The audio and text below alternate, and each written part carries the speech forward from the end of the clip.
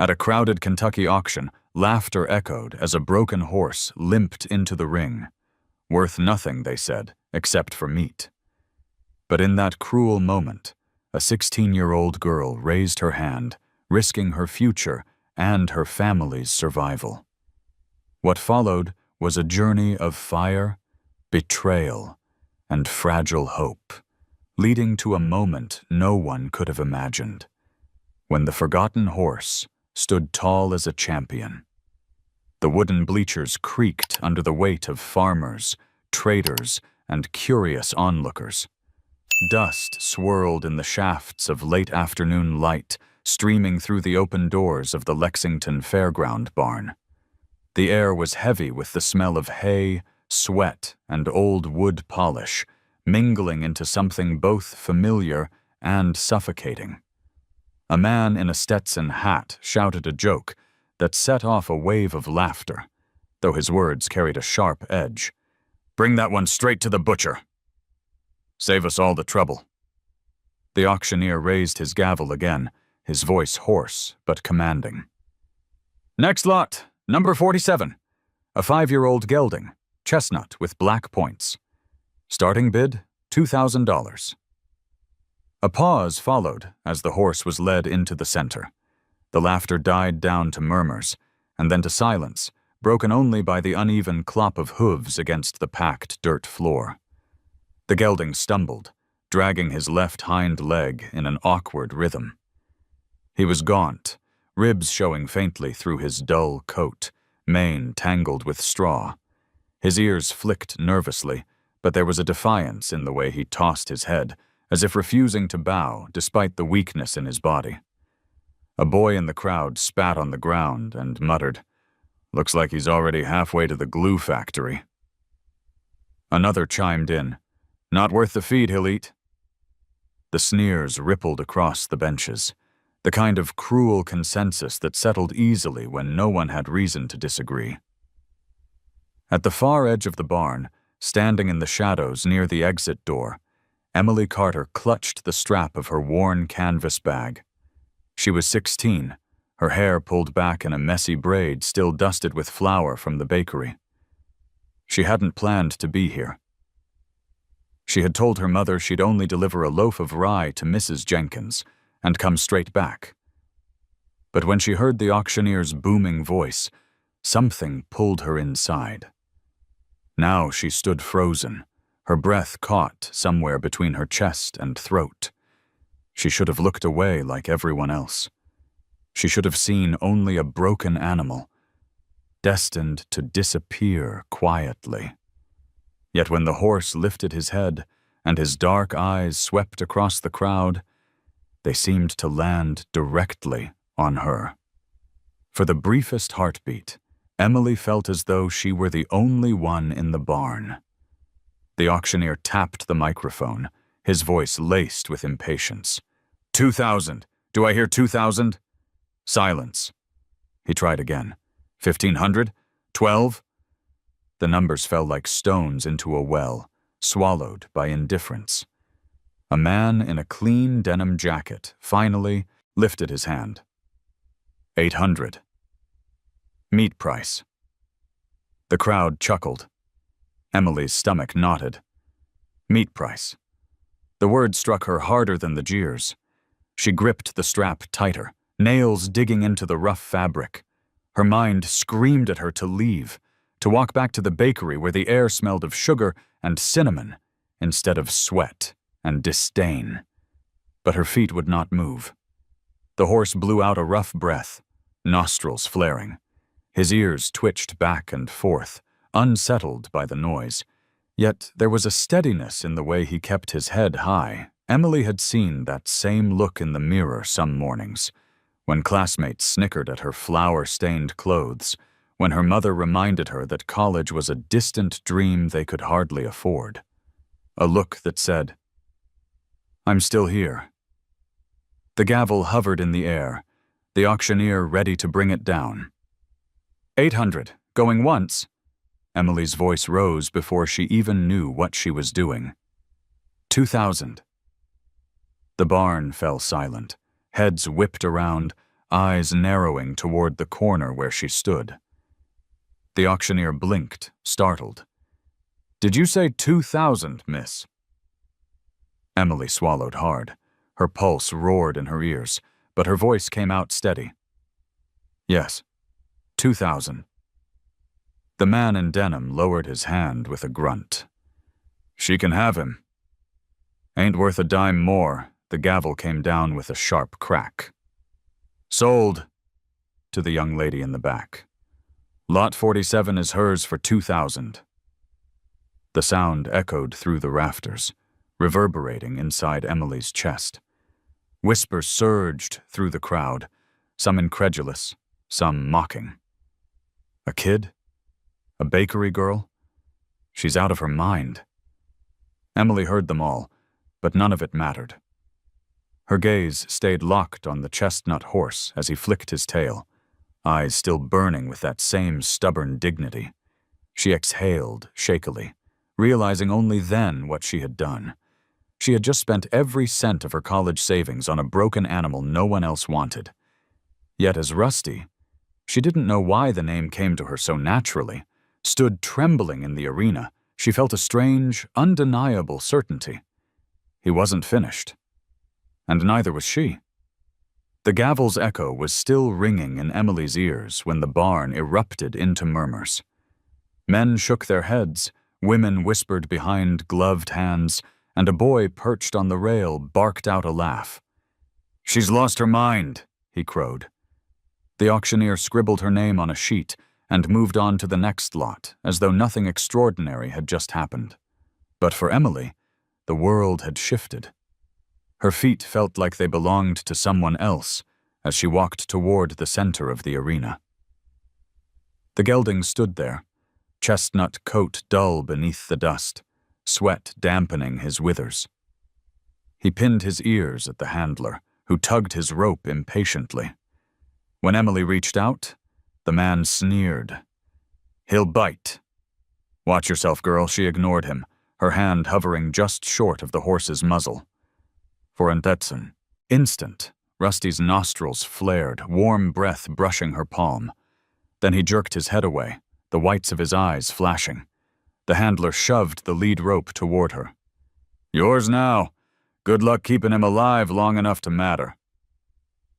The words dripped with derision, but Emily clutched the rope with both hands, anchoring herself to the trembling animal. Rusty snorted, shifting his weight awkwardly onto his 3 sound legs. His injured hind hoof dragged through the dust as he stepped reluctantly toward the exit. Each movement carved a pang into Emily's chest, yet she tightened her grip. Outside, the late sun painted the sky in strokes of amber and rose. Emily led Rusty into the lot, where trailers waited, gleaming under layers of polish. Men loaded sleek thoroughbreds, their muscles shining like bronze statues. Compared to them, Rusty was a shadow of what a horse was meant to be. Thin, unsteady, marked by defeat. Emily's throat tightened, but she lifted her chin, refusing to let the sight shake her resolve. A voice called from behind. "Hey, kid!" She turned to see Mrs. Price, the owner of the bakery where Emily's family bought flour, waving with wide eyes. Did you buy that cripple?" The disbelief in her tone sliced deeper than the jeers inside the barn.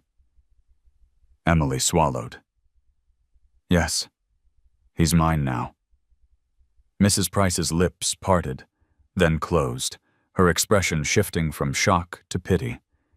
She turned away without another word, leaving Emily alone in the parking lot, tethered to a horse no one believed in. The borrowed trailer waited, its paint peeling, its ramp creaking under Rusty's weight as Emily coaxed him forward. He resisted, eyes rolling, nostrils flaring as he backed away from the dark interior. Sweat dampened Emily's palms as she whispered, "It's okay. Just trust me." Her voice cracked on the last word. After several tense minutes, Rusty lunged up the ramp, nearly dragging her off her feet. The impact rattled the trailer, but he was inside. Emily latched the door with trembling hands, then pressed her forehead against the cool metal, eyes squeezed shut. The drive home was long, the old truck borrowed from a neighbor rattling with every bump. Rusty shifted uneasily, the hollow thud of hooves echoing through the thin walls. Emily kept glancing in the side mirror, catching glimpses of his silhouette. With each mile, doubt gnawed deeper. She had spent every cent she'd saved, money her mother had tucked away for tuition, for books, for a chance beyond the bakery. The weight of what she'd done pressed on her chest until she could hardly breathe. When they finally pulled up to the modest brick storefront of Carter's Bakery, the last streaks of daylight were fading into indigo.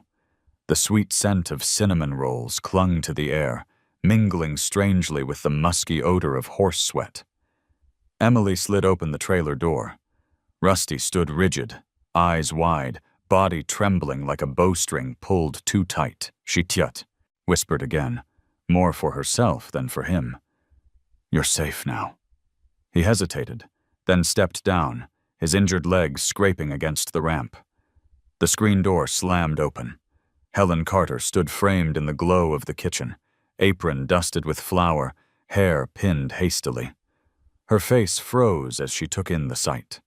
Her daughter, flushed and exhausted, leading a half-lame horse into their narrow backyard. "Emily Ann Carter," she breathed, each word sharp as glass. "What have you done?" Emily's grip on the lead rope tightened. Rusty flicked an ear back, sensing the storm brewing in the air. For a heartbeat, Emily wanted to shrink, to hide behind the fragile shield of her own rashness. But then Rusty lifted his head, his gaze steady despite the tremor in his legs. That stubborn fire, faint yet alive, flared again in his eyes. Emily squared her shoulders. "I brought him home."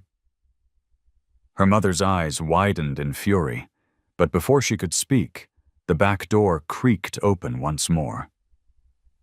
A slower step, a gentler presence. Walter, Emily's grandfather, emerged into the fading light, leaning heavily on his cane. His gaze drifted past his granddaughter to the horse, and something softened in his expression. He murmured, almost to himself, "Well now, aren't you a fighter?" The silence that followed stretched taut, filled with the clashing of fear and defiance, of doubt and a fragile hope. Helen's voice finally cut through, trembling with both rage and disbelief. "Do you have any idea what you've risked?" "That was your college fund." Emily held Rusty's lead rope as though it were an anchor. Her voice shook, but did not break. "I couldn't let him be thrown away." The words hung heavy in the cooling night air, settling like ash on every heart present. The backyard smelled of damp earth and clover, the narrow patch of grass barely enough for a dog, let alone a horse. Rusty stood tethered near the back fence, his ribs rising and falling with quick, uneasy breaths. He looked like he had been carved from both defiance and fragility, a creature out of place beneath the string of dim bulbs that hung across the bakery's back porch. Emily brushed a hand down his neck, whispering soft words she wasn't sure he understood, though the warmth of his skin grounded her in the chaos swirling inside. Behind her, the kitchen window glowed. The muffled clang of trays, the hiss of steam, and the metallic slam of the oven door carried into the night. The bakery never slept, and neither did the weight of its debts. Emily knew she would have to walk back into that kitchen and face the storm waiting inside, but for a fleeting moment, she lingered in the stillness beside Rusty. Her mother's voice sliced through the night. "Inside." Now Emily flinched, but obeyed, tugging the rope free and leaving Rusty tethered to the fence. When she stepped into the warmth of the kitchen, the sweet smell of cinnamon rolls clashed bitterly with the sharpness in Helen's eyes. Flour dust hung in the air like smoke after a fire, and every corner of the room bore signs of exhaustion. Battered pans stacked high, unpaid invoices clipped to the corkboard by the door, and the old cash register with a sticky drawer that rarely held more than a few crumpled bills. Helen slammed a ledger onto the counter, its pages worn thin. "Look at this." 3 weeks behind on rent for the shop. The bank called again today. And now, she jabbed a finger toward the window, toward the silhouette of Rusty shifting in the yard. "Now you've gambled away your future on that wreck." Emily opened her mouth, but her grandfather spoke first. Walter had followed her inside, leaning against his cane. "She didn't gamble," he said softly, his voice roughened by age but steady. "She made a choice." Helen whirled on him, her flour-dusted apron fluttering. "A choice that costs us everything. College, bills, the bakery. Do you not understand what's at stake? This family is drowning, Dad, and she just threw us another anchor." Walter met his daughter's fury with calm. "Sometimes it's the anchors that keep us steady." He lowered himself onto a chair, wincing at the strain in his knees. His eyes found Emily's, and for a heartbeat, his expression softened into something almost proud. Emily swallowed hard, torn between their words. She wanted to say that Rusty's eyes had spoken to her, that the broken horse mirrored every silent struggle she carried inside. But the kitchen was heavy with unpaid bills, with the smell of overworked ovens and the reminder of sacrifices her mother made daily. She felt her throat close, as if her reasons could never be enough. The screen door creaked, and Sophie slipped inside, still clutching her storybook. Her cheeks were flushed from sitting too close to the fence, whispering to Rusty through the dark. "He's not scary," she said quickly, as if defending herself before she could be accused. "He just needs someone to be kind to him." Helen's shoulders sagged, the fight momentarily draining from her posture. She pressed her flour-streaked hands to her temples. "God help me, you two will tear this house apart." Silence filled the kitchen, broken only by the tick of the clock on the wall. Emily stood still, her hands curled into fists at her sides. She could feel the enormity of what she had done, the fragile line between faith and foolishness. Yet beneath it all, a tiny spark remained, the same spark she had seen in Rusty's eyes. Walter finally broke the silence. "1 week," he said. "Give her 1 week. If the horse is nothing but a burden, then we'll do what must be done. But if she can prove otherwise, if there's even a chance—" His gaze shifted to Helen. "Shouldn't we at least give hope a chance?" Helen closed her eyes, breathing out slowly. When she opened them, her voice was tight. 1 week. And not a day more. Emily nodded, the knot in her chest loosening just enough to breathe. She knew what the odds were, knew how slim and cruel the line was. But in that moment she also knew she would fight with everything she had. Outside the window, Rusty shifted in the dim light, ears flicking toward the voices inside. His shadow fell long across the grass, like a quiet promise waiting to be tested. The yard was still damp from the night's rain, the grass sparkling under the first rays of morning. Emily stood by the fence, her boots sinking slightly into the soft soil.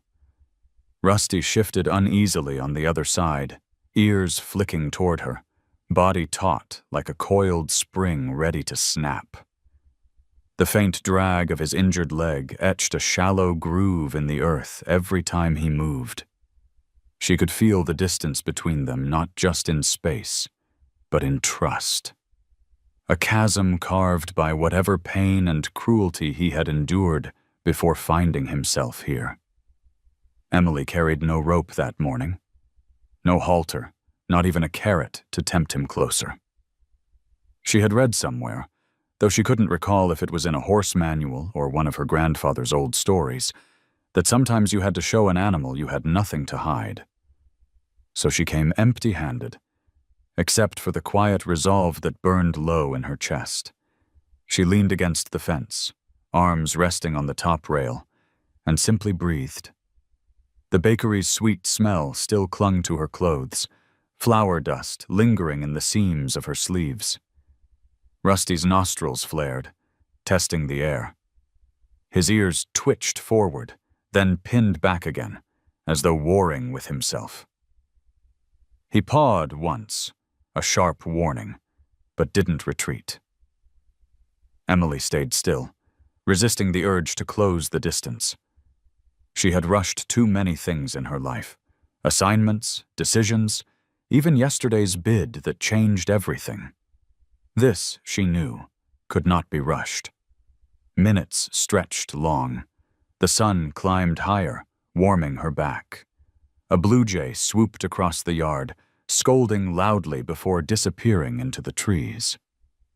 Rusty's breathing slowed, though his muscles remained tense. Emily whispered, barely louder than the rustle of leaves, "I'm not here to hurt you." The words vanished into the morning air, but she said them again, softer, as though convincing herself as much as him. The back door creaked open, and Sophie padded out in her pajamas, clutching her worn storybook. She sat cross-legged in the grass, flipping to a page already bent from use. "Want me to read to him?" she asked, her voice bright and earnest. Emily hesitated, then nodded. Sophie began to read aloud, her small voice carrying across the yard. It wasn't the story itself that mattered, but the rhythm of it, gentle, familiar, like a lullaby. Something shifted. Rusty's head lowered slightly, his ears angling toward the sound. He took a tentative step closer, dragging his lame leg through the wet grass. Emily's heart hammered. She forced herself not to move, not to reach out. Sophie's words filled the air, steady as a drum beat, and Rusty inched forward again. When he was close enough for her to see the scars around his fetlock, Emily's breath caught. She had to fight the instinct to reach for them, to trace the path of his pain. Instead, she let her hand hover near the rail, palm open. Rusty's nostrils flared, whiskers brushing the air, and for the briefest second his muzzle ghosted across her skin. A spark shot through her chest, fragile, fleeting, but real. Then, just as suddenly, he jerked back. His eyes went wide and he retreated several paces, snorting, the fragile connection broken. Sophie's voice wavered, but she didn't stop reading. Emily drew in a long breath, steadying herself. The moment had slipped away, but not before it left a trace of possibility. She looked down at her open palm, tingling where he had brushed her. It wasn't victory, not even close, but it was enough to keep her trying. She turned to Sophie, who grinned through her reading. "He almost touched you," the little girl whispered between lines, eyes shining. Emily nodded, her throat tight.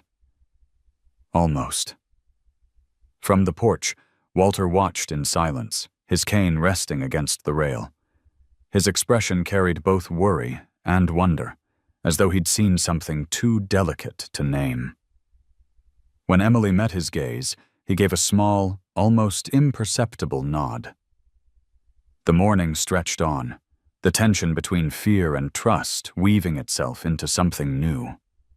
Rusty hadn't fully let her in, but he hadn't shut her out either.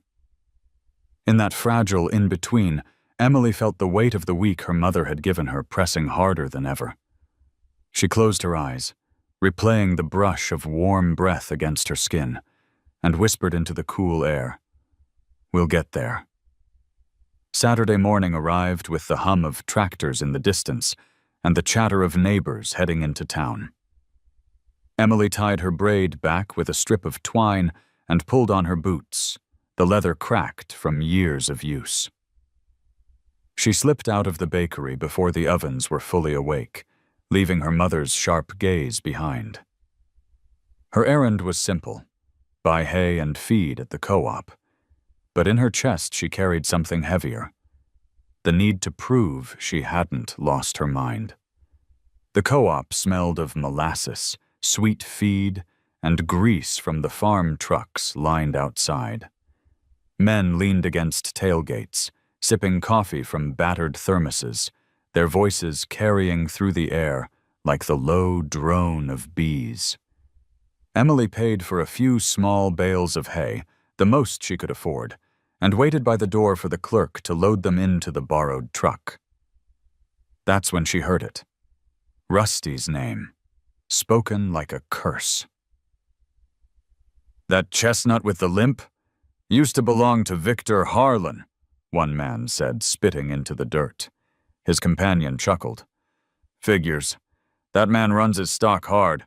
Horse like that doesn't just come up lame for no reason." Emily froze, the words scraping across her. Nerves. She stepped closer, pretending to check a flyer pinned to the bulletin board. "Broke him down trying to force him over jumps," the first man continued. "Heard he wouldn't take the whip. Came back crippled. Harlan dumped him at the auction rather than admit he ruined him." The second man snorted. "Better off in the ground. Can't work, can't run, can't breed. Nothing worse than a horse that remembers how to fight." The laughter that followed was low and sharp, the kind that left splinters in the air. Emily's throat tightened. She clenched the strap of her bag until her knuckles went white. Rusty wasn't just broken. He had been broken by someone. Deliberately. On the drive back, the countryside rolled past in shades of green and gold, but Emily hardly saw it. Her mind replayed the men's words like a cruel chorus. She thought of Rusty jerking away from her hand, of the scars circling his fetlock, of the way his eyes had blazed with fear and pride at the same time. It wasn't just pain he carried. It was betrayal. When she pulled into the bakery yard, Sophie came running, waving her book.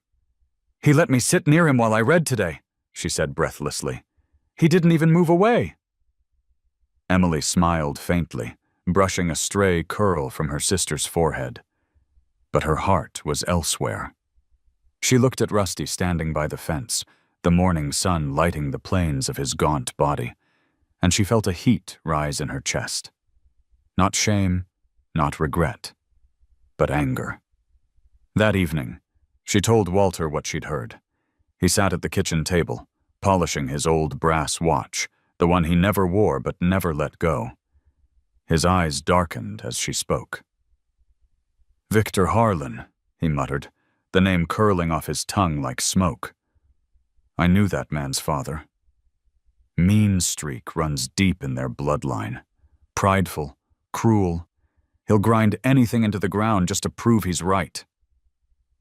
Emily leaned forward, her fists pressed against the worn wood of the table. "Then Rusty isn't just some mistake. He's proof.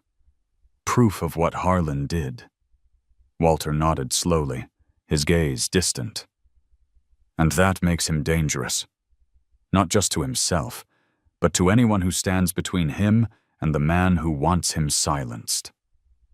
The kitchen felt smaller suddenly, the air heavy with the weight of names and grudges that stretched beyond Emily's understanding.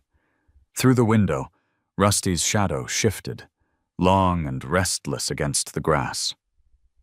Later that night, when the bakery was quiet and even the ovens had gone cold, Emily slipped outside. The sky was wide and filled with stars, the kind that made you feel both small and infinite at once. Rusty lifted his head as she approached, ears pricking. She stopped just short of the fence, her breath clouding in the cool air. "I know what they did to you," she whispered.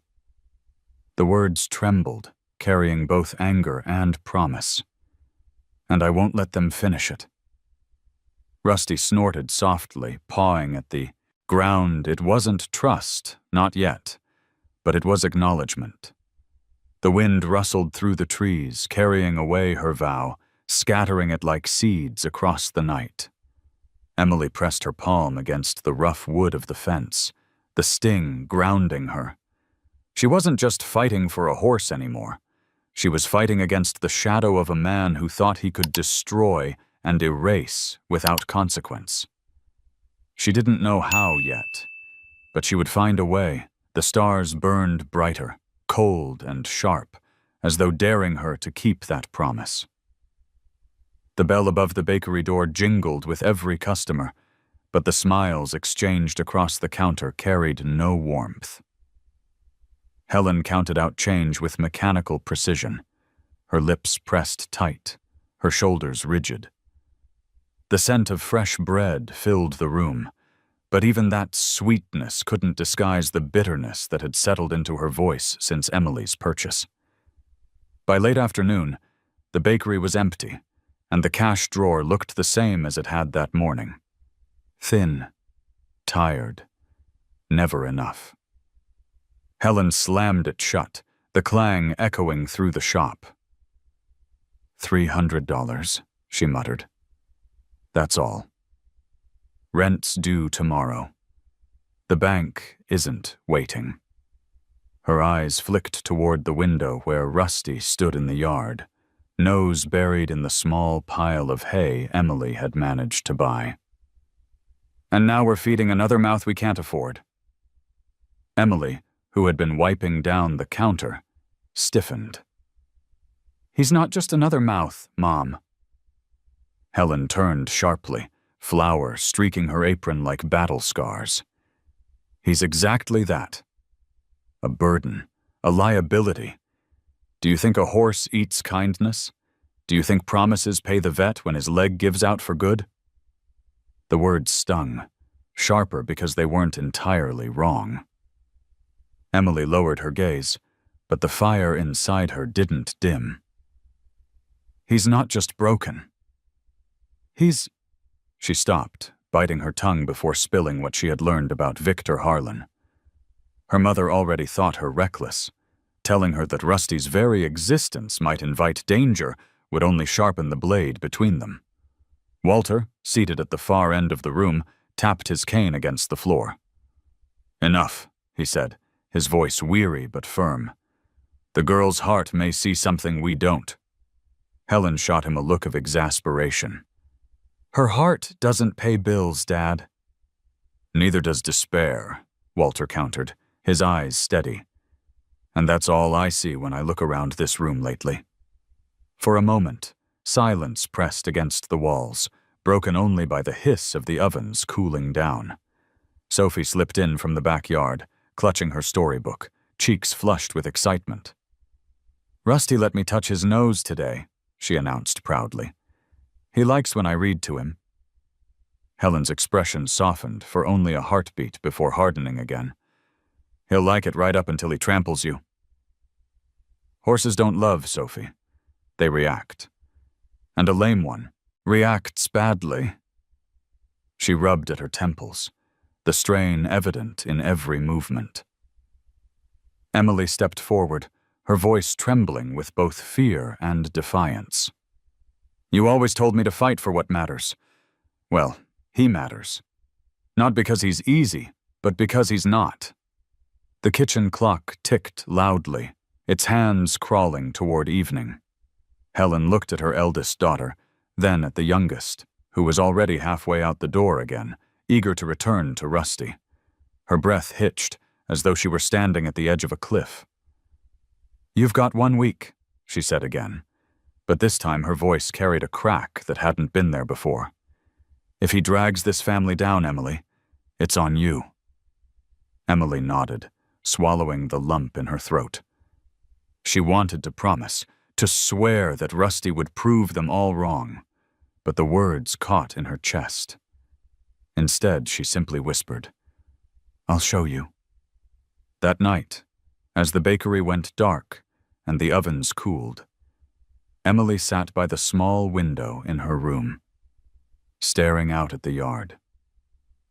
Rusty stood in the moonlight, his silhouette both fragile and stubborn. She thought of the rumors, of Harlan's cruelty, of the way her mother's voice broke under the weight of numbers on a page. The world seemed intent on crushing them, one way or another. Walter's voice echoed in her memory. Neither does despair. She pulled her knees to her chest, pressing her forehead against the glass. Somehow, she had to find a way to turn that fragile spark of hope into something that could hold against the tide. Downstairs, she heard her mother's muffled voice speaking to no one, maybe to the ghosts of responsibility that crowded her every waking hour. I can't lose this bakery.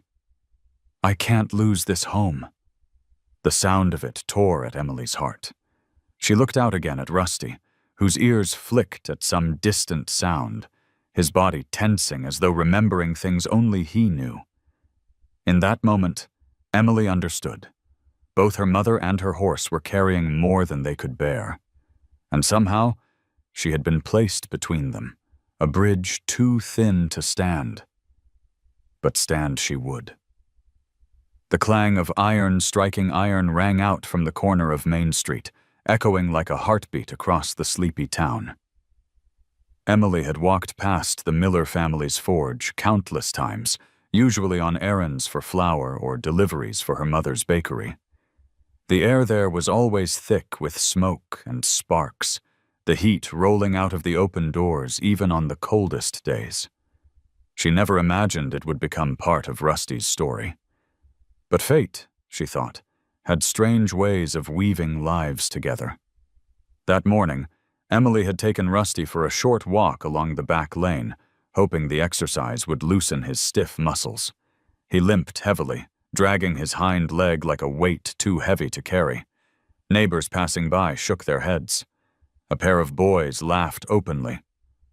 "Looks like she bought herself a lawn ornament," one sneered. Blizda's cheeks burned, but she kept her eyes on Rusty's ears, the way they flicked back toward her with every step.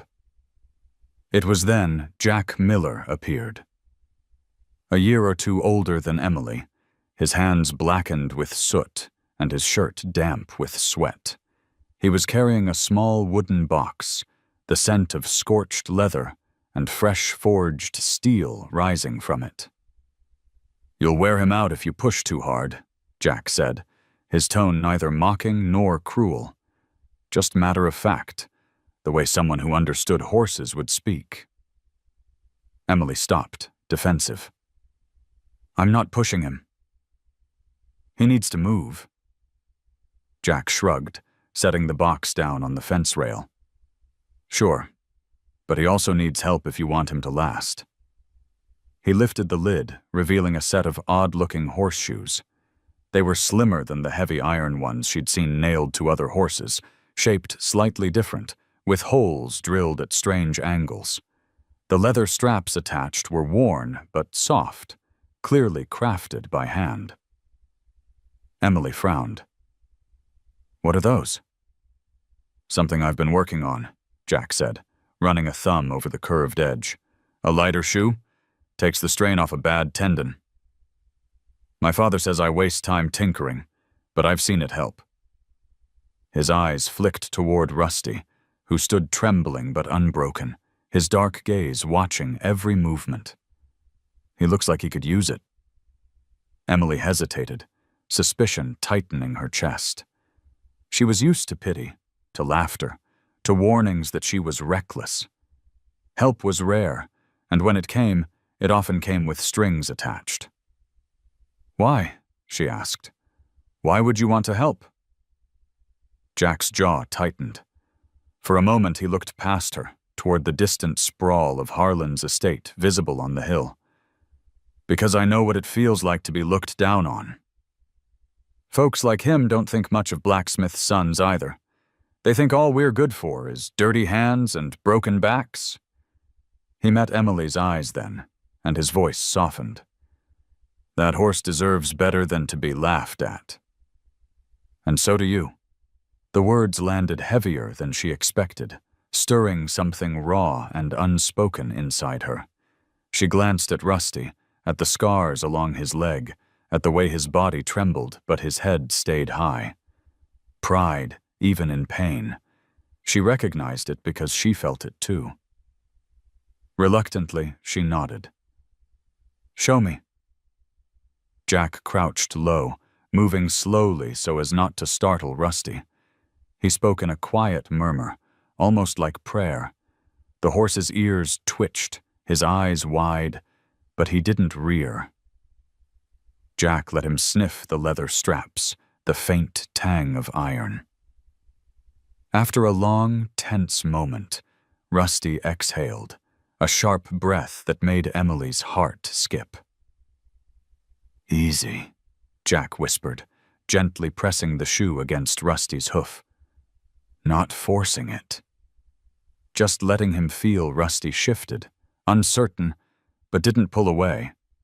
Emily watched every movement, holding her own breath as though any sound might break the fragile truce forming between horse and boy. Finally, Jack stood, brushing soot from his hands. "He'll fight it at first. But if you let me, I'll fit him tomorrow. No charge." Emily blinked. "No charge? Why would you—" Jack cut her off with a crooked smile. "Because I'd like to see Harlan's face when that horse proves him wrong." The words hung in the air, sharp and dangerous, but they made Emily's lips twitch in something dangerously close to a smile. For the first time since the auction, she felt less alone. That night, back in her small room above the bakery, Emily lay awake, staring at the ceiling. The town whispered of debts and failures. Her mother's anger weighed like a stone, and Rusty's pain pressed like a bruise against her heart. But Jack's voice lingered, steady and unflinching. "He deserves better. So do you."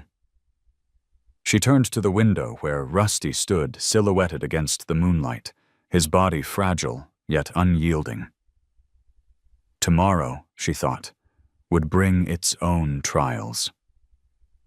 But tonight, for the first time, she dared to believe there might be allies in this fight. The evening was unusually still, as though the town itself had paused to take a breath.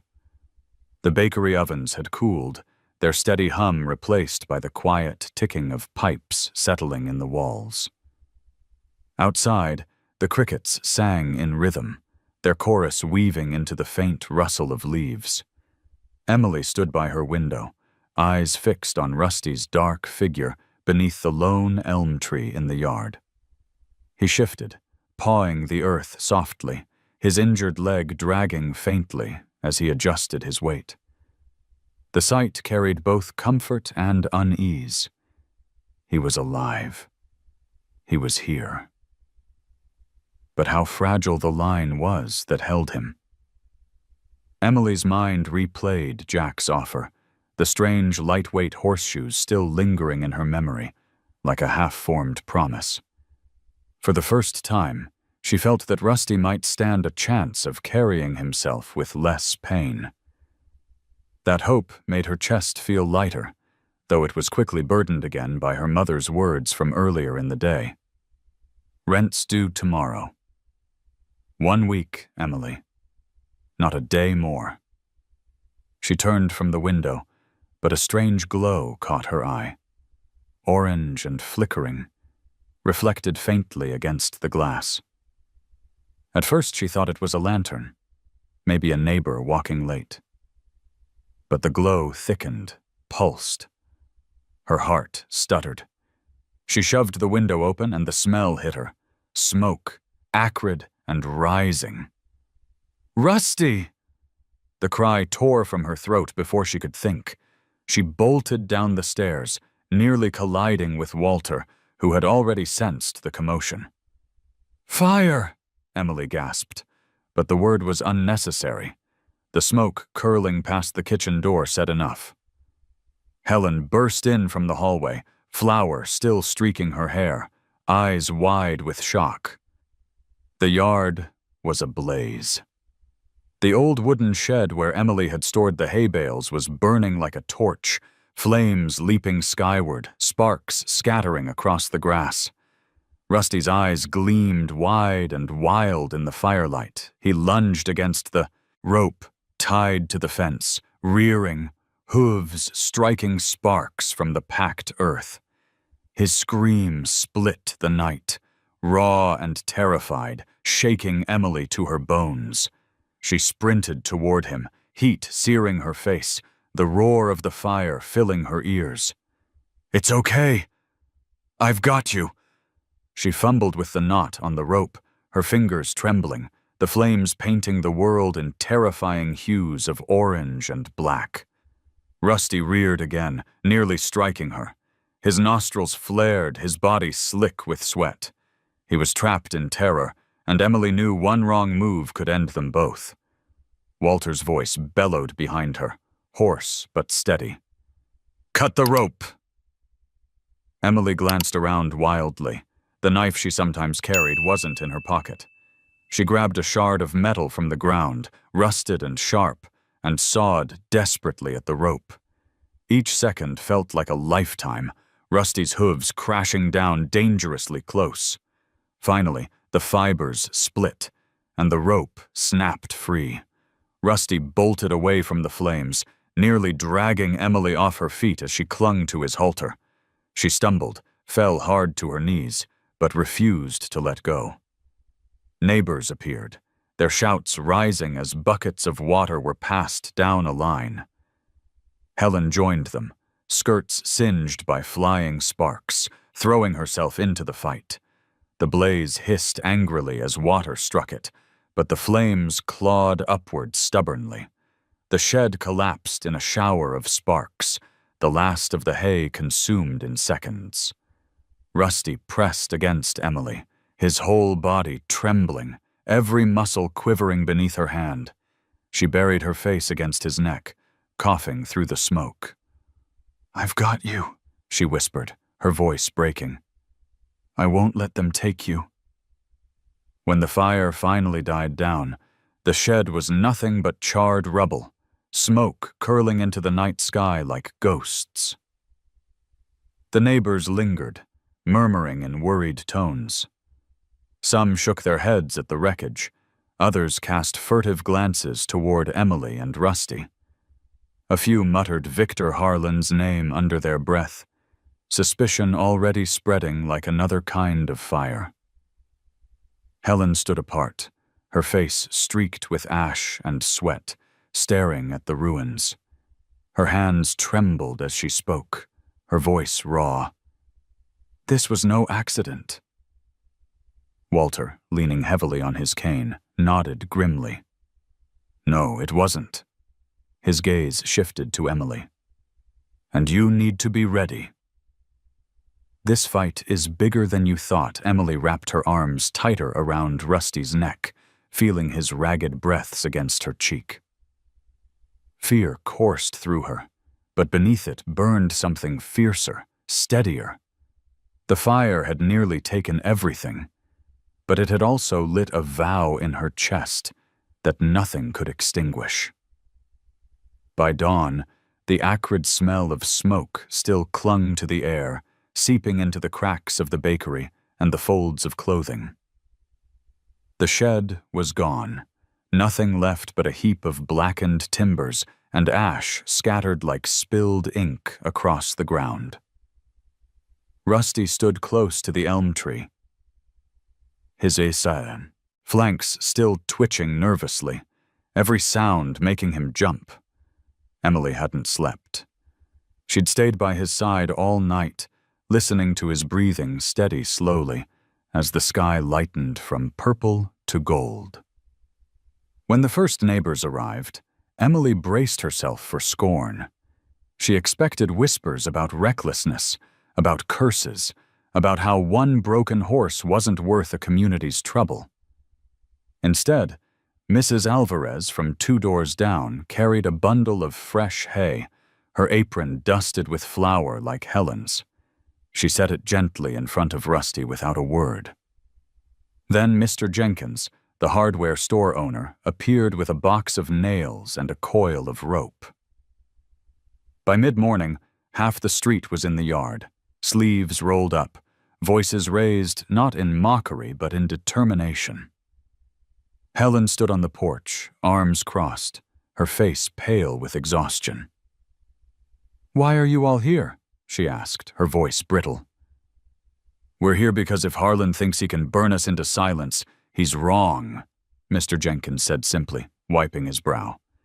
"And because that horse isn't just yours anymore, Emily." "He's ours too." Emily's throat tightened. She wanted to protest, to say Rusty was hers alone, but the sight of so many calloused hands working together struck her silent. Walter leaned on his cane, directing where the new posts should go.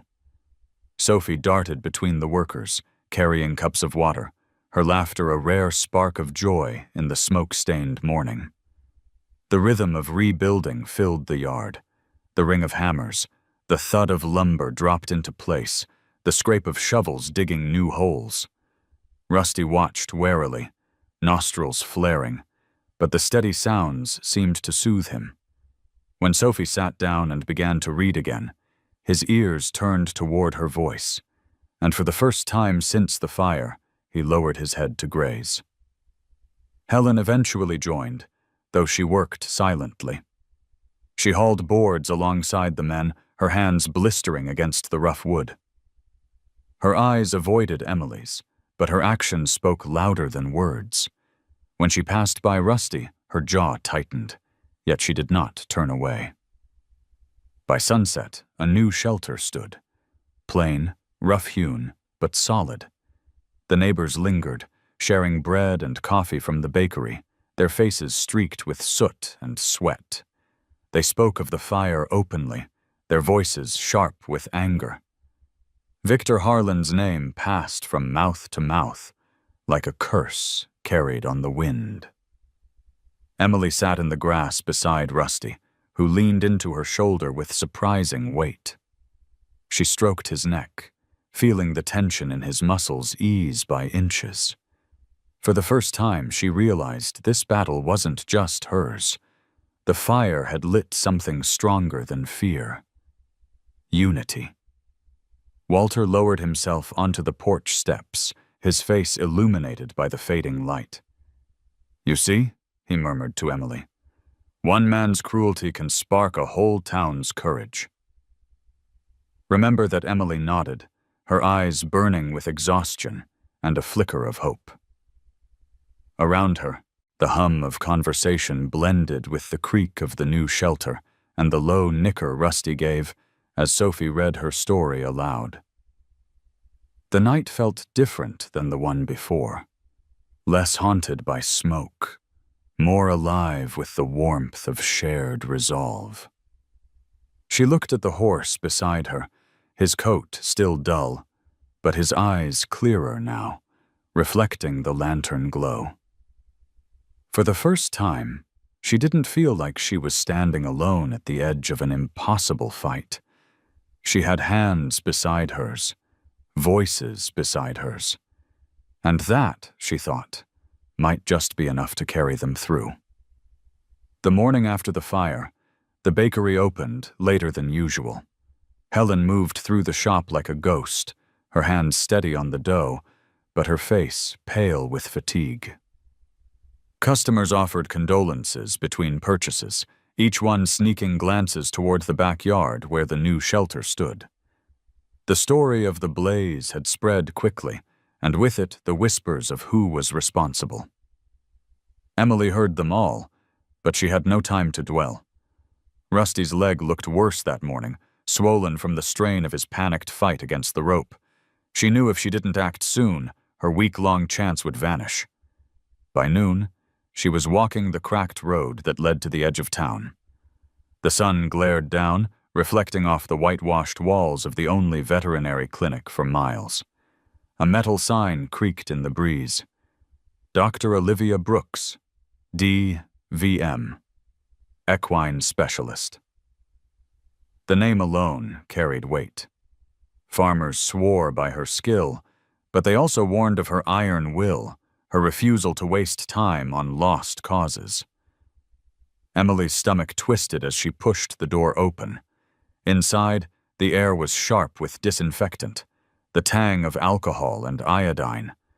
The faint whinnies of horses drifted from the attached stables, punctuated by the metallic clank of tools. Behind a desk piled high with charts, a woman in her 40s looked up. Her hair was pulled into a no-nonsense bun, streaked with silver that only added to the authority in her gray eyes.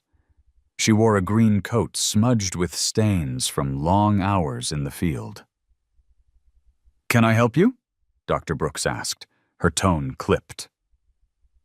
Emily hesitated, clutching the strap of her bag. I have a horse. His name's Rusty. He's injured. I bought him at the auction." The doctor's brows lifted slightly. "The chestnut gelding? The one that limped so bad he nearly fell?" Emily flushed. "Yes." Brooks set down her pen, folding her arms. "Then you wasted your money." The words landed like a slap, but Emily stood her ground. "He's not just a waste. He's hurt, but he wants to fight. I can see it in him." Brooks's gaze sharpened, studying her as though she were a strange specimen. "Every child who drags home a broken animal says the same. Wanting isn't enough. Tendons don't heal because you believe in them." She leaned back in her chair. "Do you even know what rehabilitation costs? Medications, therapy, special care? Thousands. Sometimes tens of thousands." Emily's throat closed, but she forced the words out. "I don't have that. But I'll do the work myself. I'll learn whatever I need to. I just need you to tell me what's possible." For a long moment, the doctor was silent. Then she stood abruptly, motioning for Emily to follow. They stepped into the stable, where a bay mare stood in cross ties, a heavy bandage wrapped around her foreleg. Brooks ran a practiced hand down the horse's shoulder, her movements efficient, unyielding. This mare tore her suspensory ligament last year. "We've spent 8 months with therapies, cold hosing, ultrasound, controlled exercise. She still may never be sound." She turned, her eyes cold but not unkind. "And her injury was cleaner than your horse's." Emily's hope faltered, but she clenched her fists. "So you're saying there's no chance?" Brooks sighed, stripping off her gloves. "I'm saying the odds are against you. And against him. I don't work for free, and I don't waste time chasing miracles." She stepped closer, lowering her voice. "You seem like a good kid. But letting go might be kinder than clinging to false hope." Emily blinked rapidly, refusing to let the tears fall. She thought of Sophie reading stories in the yard, of Walter's quiet faith, of the neighbors hammering boards into place with soot still on their faces. She thought of Rusty's eyes in the firelight, wild, terrified, but unbroken. "It's not false hope," she whispered. "Not if he still wants to live." Brooks studied her for a long time, then shook her head. "Stubborn," she muttered. "Fine. I won't stop you, but don't come begging when the bills drown you." Emily turned toward the door, her chest tight, but her spine straight. The rejection stung, but somewhere beneath it lay a strange flicker of triumph. She hadn't been dismissed as a fool. She'd been warned, yes, but she had also been acknowledged. That was enough to carry her back down the road, the hot sun pressing against her shoulders. As she reached the bakery yard, Rusty lifted his head, ears pricking at her approach. Emily stepped close, pressing her forehead to his neck, the smell of smoke still faint in his coat. "They think we can't do it," she murmured. "But we'll show them." Rusty snorted softly, his breath warm against her cheek, as though echoing the vow. The days after her meeting with Dr. Brooks carried a new weight. Every morning Emily awoke to the sound of hoofbeats, sometimes steady, sometimes stumbling, as Rusty shifted restlessly in his small pen. The veterinarian's words replayed in her mind. Odds are against you. Don't waste time chasing miracles. They cut deep, but they also sharpened her resolve. If the world was so certain Rusty was finished, then every step forward, no matter how small, would be her quiet rebellion. She began with stillness. No ropes, no force, only presence. Emily would rise, before the ovens lit, before Helen's voice filled the kitchen with lists of bills and deadlines. She would slip into the yard, sit cross-legged on the damp grass, and simply exist beside Rusty. At first he stood stiff, ears pinned, his body quivering like a taut wire. But over time, his breathing slowed.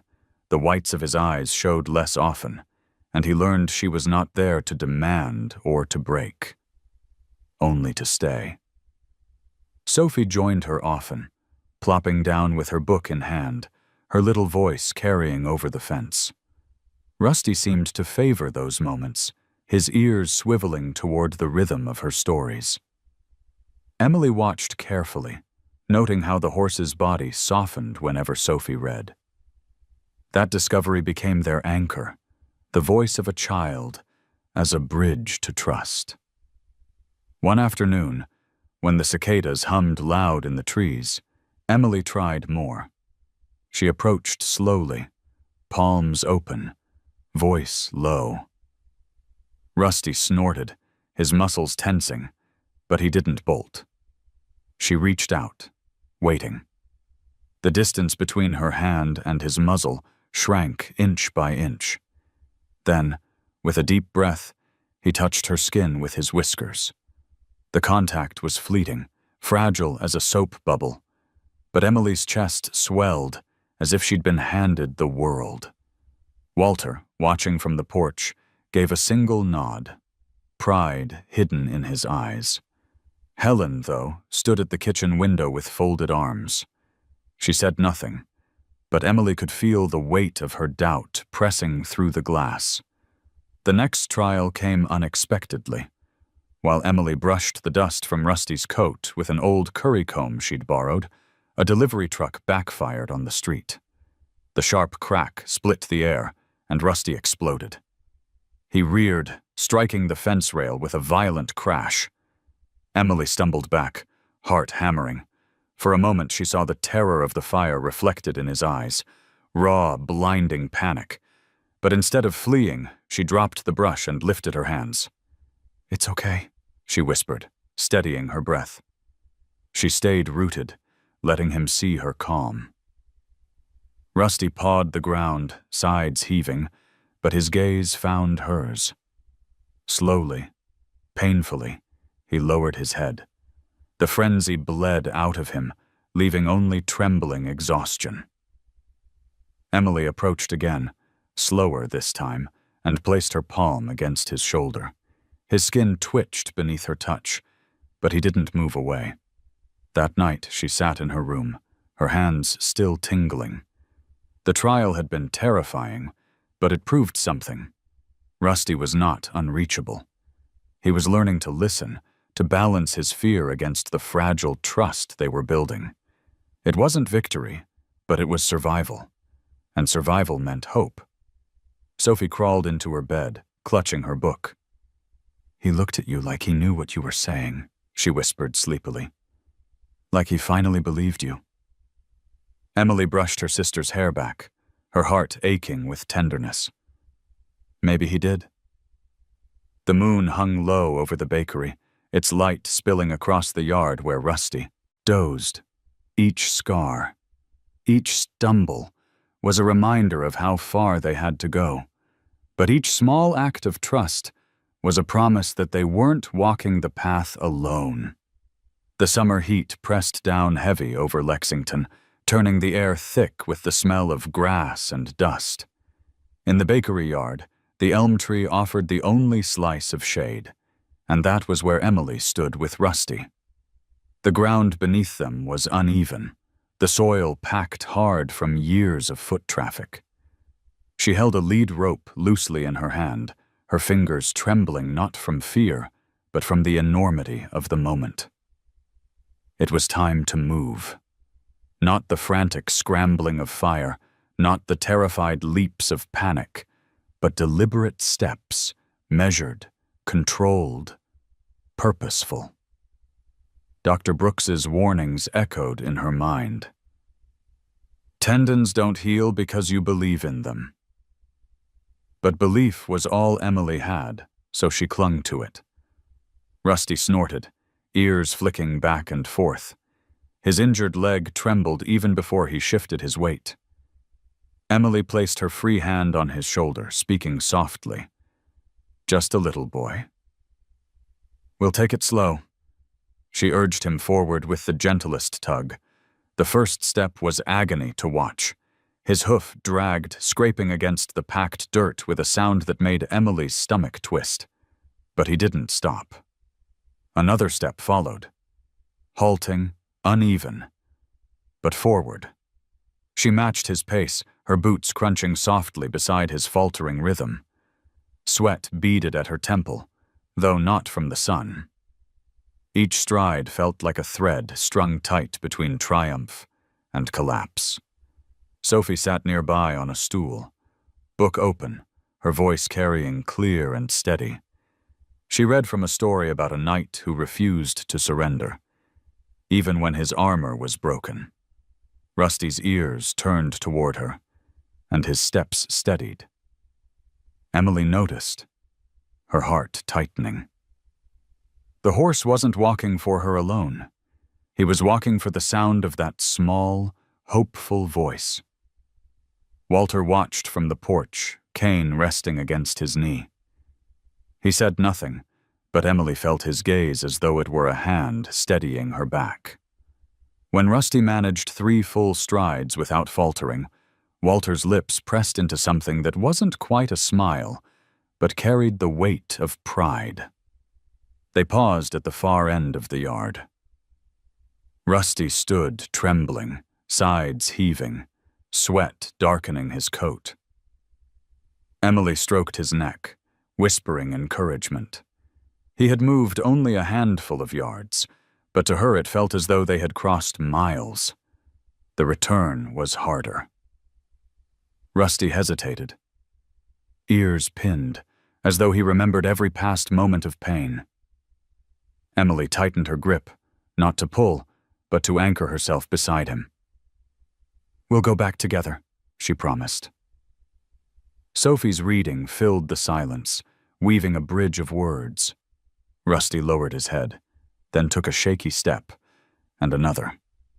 By the time they reached the shelter, Emily's arms ached from holding steady, and her throat burned from the constant stream of murmured reassurance. But Rusty had walked. Truly walked. Not from terror, but from trust. She pressed her forehead against his neck, tears stinging her eyes. You did it, she whispered, voice breaking. You really did it. That night, the family gathered for dinner in silence. Helen set the plates down with mechanical precision, her face unreadable. Finally, she spoke, her tone sharper than the knife in her hand. I saw him limp across the yard. It doesn't change anything. Rent is still due. Emily lowered her fork, her appetite gone. It changes everything, she said quietly. He's trying. That's all I needed to see. Helen shook her head, exhaustion etched into every line of her face. Hope won't keep a roof over us. Walter cleared his throat. Sometimes it does. At least long enough to find a way. The words hung between them, heavy and unresolved. Emily didn't push further. She knew her mother's fear was born of love, of survival, of years spent carrying more than her share. But she also knew she couldn't let that fear dictate Rusty's fate. Later, under the silver wash of moonlight, Emily returned to the yard. Rusty dozed beneath the elm, his chestnut coat glinting faintly. She placed a hand on his side, feeling the steady rise and fall of his breath. They were only at the beginning, but the beginning mattered. She looked up at the stars, the sky vast and endless. "We'll keep going," she promised. Rusty flicked an ear, shifting closer as though he understood.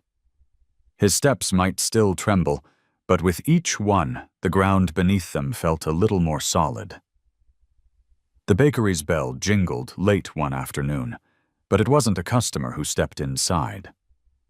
The air seemed to drop 10 degrees as Victor Harlan filled the doorway, his polished boots clicking against the worn tile, his tailored jacket out of place among flour-dusted counters, and the smell of yeast. Helen froze at the register, a loaf of bread in her hands. Emily, wiping down trays at the back, felt her stomach knot even before he spoke. "Mrs. Carter," Harlan drawled, his voice smooth as oil. "I've come to make things simple for your family." His gaze swept the room, finally resting on Emily. "And for your daughter." Emily straightened, every muscle taut. "Rusty isn't for sale." He smiled thinly, ignoring her words as he set a check on the counter. The amount written across it was obscene, $10,000, enough to erase their debts and more. Helen's eyes widened, her fingers twitching as though the paper itself might burn her. "That cripple of a horse isn't worth half a sack of feed," Harlan continued, his tone casual, but his eyes sharp. "But I'm a generous man. I'd rather take him back quietly than let him suffer under your care." Walter entered from the back, cane tapping against the floor. "Funny," he said dryly. "I don't recall you being the generous type." Harlan's jaw tightened, but he kept his smile fixed. "I'm offering salvation, a lifeline. Take it and your troubles vanish." Helen's voice cracked when she spoke. "That kind of money, it could save the bakery, Emily. It could save everything." Emily's chest burned, but she held her ground. "It won't save him. It'll kill him. You don't want to help. You want to bury what you did." Harlan's eyes narrowed, the facade slipping. "Careful, girl. Accusations have consequences." He leaned closer, lowering his voice so only she could hear. "You don't know how deep my reach goes." Rusty's whinny carried from the yard, sharp and unsettled, as though he sensed the poison in the man's presence. The sound cut through the tension, and Emily seized it like a weapon. "He knows the truth," she said fiercely. "And so do I. No check will ever change that." The silence that followed was suffocating. Helen clutched the counter as if torn in two, eyes darting between the check and her daughter. Walter lifted his cane, planting it firmly on the floor. "You heard the girl? Take your lies and leave." For a moment, Emily thought Harlan might lash out. His smile vanished, replaced by a sneer. He plucked the check from the counter with deliberate care, folding it once before slipping it back into his jacket. "Very well," he said, his voice colder now. "But remember this, Emily Carter, every choice has a price. And you will pay yours sooner than you think." He turned on his heel, the bell above the door chiming mockingly as he left. The shop seemed to exhale once he was gone, the tension seeping out like air from a punctured tire. Helen sagged against the counter, her face pale. "Emily, what have you done?" Emily's hands trembled, but her voice was steady. "I protected him." "That's what I've done." Walter placed a hand on her shoulder, his grip firm. "And you'll have to keep protecting him. Because men like Harlan don't walk away." They circled back. Through the window, Rusty stood in the yard, ears pricked, watching the bakery as though he too sensed the storm gathering. Emily stepped toward the glass, her reflection merging with his silhouette. The war was no longer just whispers and fire. It had a face, a name, and it had just looked her in the eye. The fairgrounds at Oklahoma stretched wide beneath the August sun, banners snapping in the dry wind, dust rising in little clouds under the weight of horses and trailers. The National Equine Rehabilitation Show was unlike any event Emily had ever seen. A sea of polished boots, gleaming coats, and pristine tack. Horses pranced in warm-up rings, their manes braided, their bodies glistening with health. In the midst of this spectacle, Rusty stood tied to the side of a borrowed trailer, his chestnut coat still dull, scars plain, his limp impossible to disguise. Emily smoothed a trembling hand over his neck, ignoring the sideways glances from passers-by. She could hear their whispers, the same dismissive words that had haunted her since the auction. Why bring that wreck here? Pity entry. Waste of space. Each comment lodged like a thorn, but she pressed her cheek against Rusty's warm hide and breathed. We belong here, she murmured. Don't forget that. Sophie darted between the crowd, clutching her book like a talisman. Walter walked behind, his cane steady, his gaze sweeping the grounds with quiet defiance. Helen followed reluctantly, her lips pressed thin, torn between worry and something unspoken. Jack had come too, carrying a small bag with the lightweight shoes he'd finished polishing the night before. His presence was wordless reassurance, though his eyes narrowed every time the name Harlan passed someone's lips.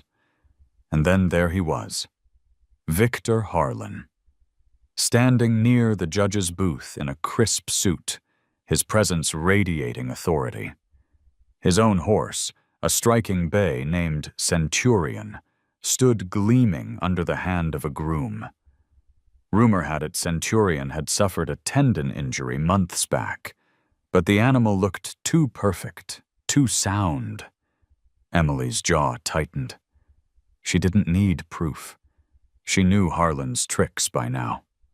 When the announcer called the start of the rehabilitation division, Emily's pulse thundered in her ears. She led Rusty forward, each step uneven but determined. The crowd quieted, some chuckles rippling as they saw his limp. Emily lifted her chin, her hand steady on the lead rope. Rusty's ears twitched nervously, but he followed, his eyes flicking toward Sophie's voice as she began to read softly from the stands. The first test was a simple walk across the arena. For others it was nothing. For Rusty it was a mountain. He stepped forward, dragging his leg, the sound of his hoof scraping against the sand drawing winces from the crowd. Emily whispered encouragement, her voice barely audible. With me, Rusty. Just with me. Slowly, haltingly, he crossed the ring. When he stopped, the silence broke into scattered applause, some genuine, some patronizing. Emily didn't care. He had made it. The next stage was a low obstacle course, rails barely raised above the ground. Emily hesitated, knowing the danger, but when Rusty balked, she didn't push. She walked beside him, showing each step, patience steady as the crowd muttered. Finally, with a tremble, Rusty lifted his injured leg higher than he had in months, clearing the rail with a stumble, but without collapse. Gasps rippled, followed by louder applause. Emily's throat tightened. Every sound, every cheer belonged to Rusty. When it was Harlan's turn, Centurion trotted in with flawless strides. Too flawless. The horse's supposed rehabilitation looked like a showpiece, a performance designed to impress but not to heal. The The judges exchanged looks, murmurs spreading. Then, as if fate itself grew impatient, a loud noise burst from the crowd, a folding chair clattering to the ground. Centurion, startled, spun sharply, and for the first time revealed himself. Not a trace of limp, not a hint of injury. His soundness was undeniable. The arena erupted with whispers, some angry, some incredulous. Harlan's smile faltered as the judges scribbled furiously on their sheets. Emily felt her chest expand, the vindication flooding through her. Rusty hadn't needed to be perfect. Truth was already on their side. The final presentation was mounted work. Jack adjusted the lightweight shoes one last time, nodding to Emily. "He'll feel the difference," he said quietly. Walter touched her arm, steadying her. "Ride him with the heart, not the leg." Emily swung onto Rusty's back, her body shaking as much as his. The saddle creaked, his muscles stiffened, but when she whispered his name, he exhaled, a deep, grounding breath. Together they stepped forward into the ring.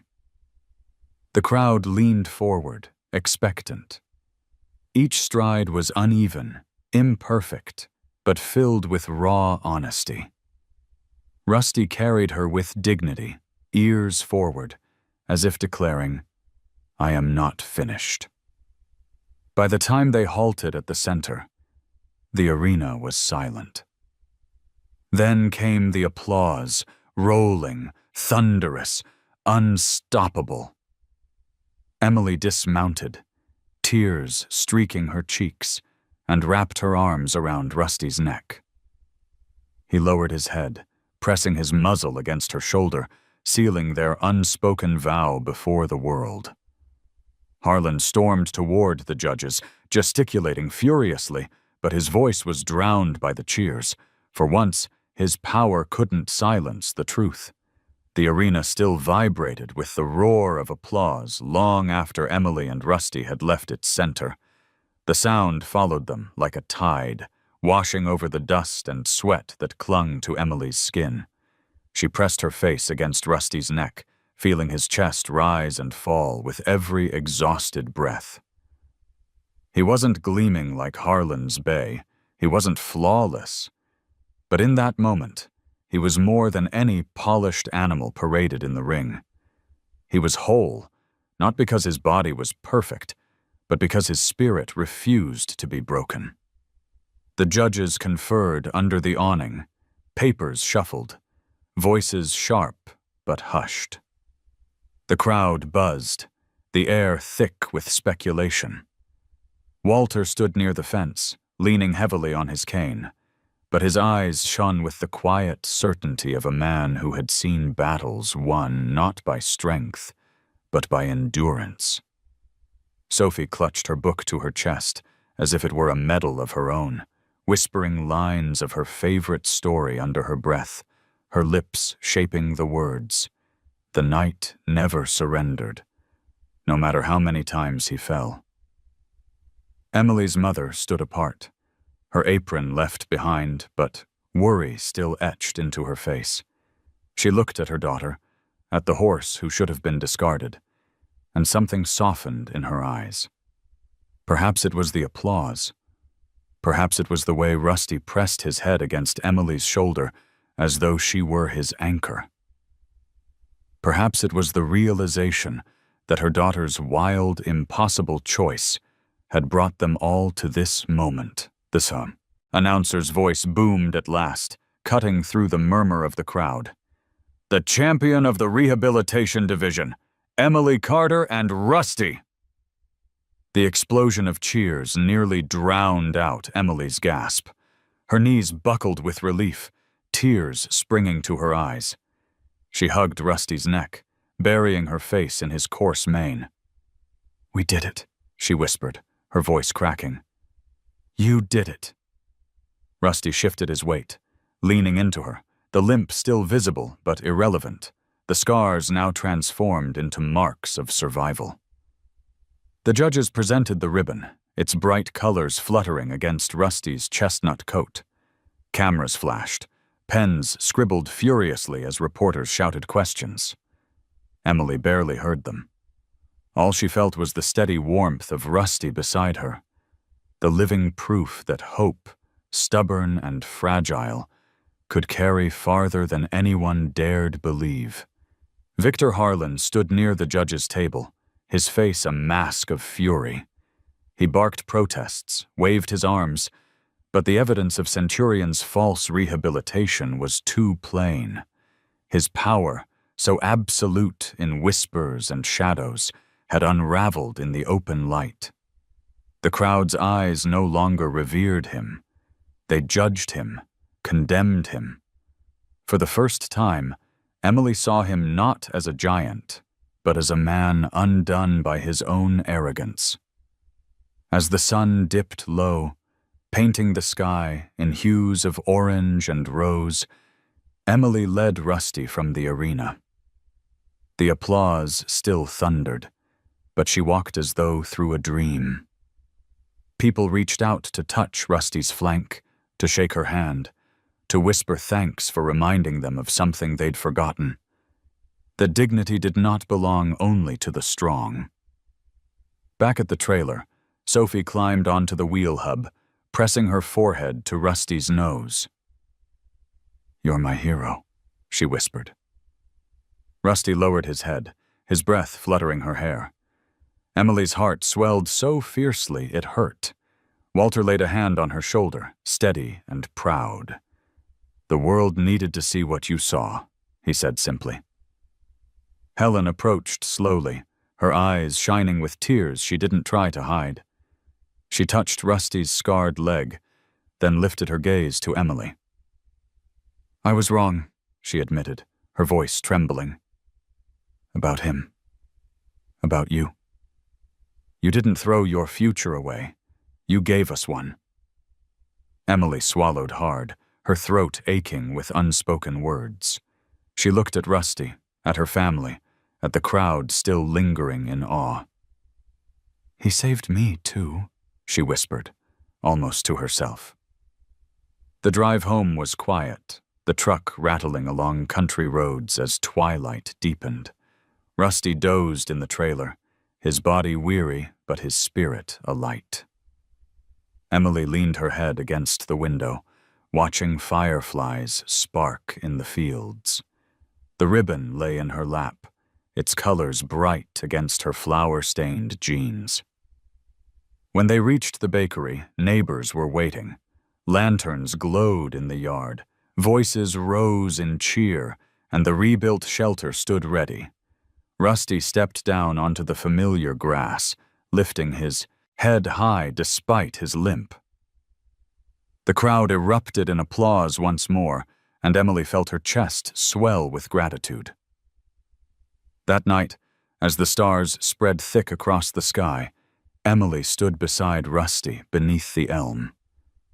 The ribbon fluttered from the fence post, a small token of a battle hard won. She rested her forehead against his, closing her eyes. "Everyone thinks I saved you," she whispered, her voice breaking. "But the truth is, you saved me." Rusty exhaled, his breath warm against her skin, his body leaning into hers with the weight of trust. And in that quiet moment, beneath the canopy of stars and the lingering scent of smoke and flower, Emily understood that they had become more than girl and horse. They were survivors. They were champions. Together, they had turned brokenness into something unshakable. And so, the horse they once laughed at became the champion who moved millions. But tell me, if you had been at that auction, would you have raised your hand to save him? Comment 0 for no, or 1 for yes. Don't forget to subscribe, because more powerful stories of humans and animals are waiting for you here. Stories that will touch your heart just like this one.